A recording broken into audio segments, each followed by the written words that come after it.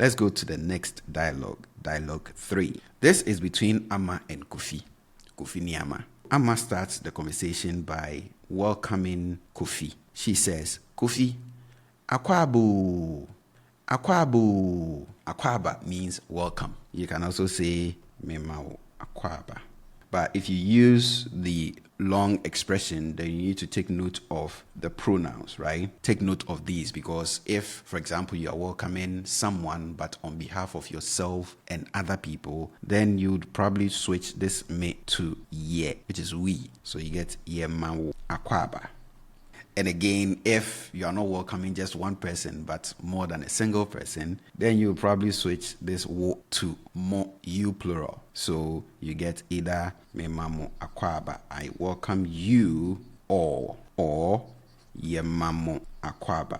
So if you are using the longer versions, then you need to take note of the pronouns. But if it's the short form that you're using, then you don't have to worry about those, because you can just say akwaba to anybody. The standard response to akwaba is same as the responses to good morning, good afternoon, good evening. Mache, maha, majo. You can say ya eja if the one that you are responding to is old enough to be your father. Ya ena if the person you are responding to is old enough to be your mother. Yeah, nia, if the person is your age mate, right? Your friend, your brother, your sister, and all that. We can even go on and on. Yeah, odo, if the person is your beloved, or maybe you like the person romantically. You can go on and on. And if you are not sure what to add to yeah, you can just stick to just the yeah part, and you should be fine. These are the standard responses, and these three are the most popular. Most people fall within these three. So if you master these, you can respond to most of our greetings. But sometimes, instead of the ya, eja, ya, and all that, when someone says akwaba, some people just respond with medase, which we used here. Medase means thanks, thank you. And then Ama says, Mema wo bibi nom. Mema wo bibi nom. Should I give you something to drink? The first thing is this bibi.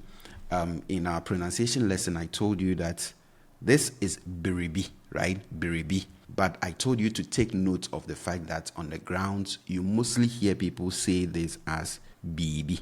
And you're supposed to take note so that when people speak, you get them. But of course, it's actually biribi, right? Biribi. If you check any standard literature, you see that it's like this. But on social media, sometimes you see people write it like this. But no, the writing is this. In speech, most people resort to BB. We have nom here, which is to drink. Should I give you something to drink? Would you like to drink something? And then Kofi responds to that with me pachel ane.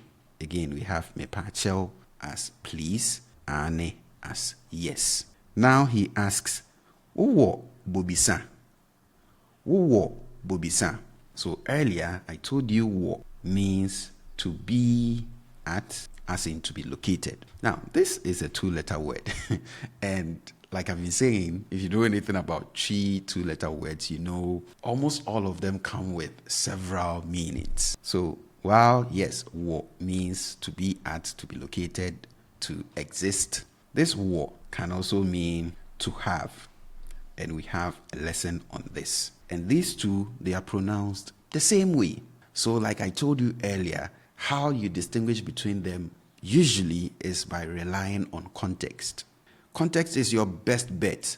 Tone and other phonological processes can distinguish between, a lot of these. But I'll tell you, especially at this time, at this level, your surest bet will be to rely on context. Here, for example, he asks, Uwo bobisa.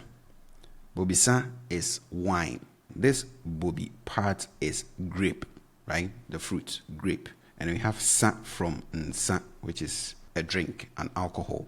So a drink that we get from grapes. So he asks, Uwo bobisa, do you have wine? This couldn't have been to be at or to be located at. So you see how context plays a role? Because once you know which is you, and you know bobisa as wine, you dash wine cannot be you at wine, or you located wine, or you exist wine. It wouldn't make any sense.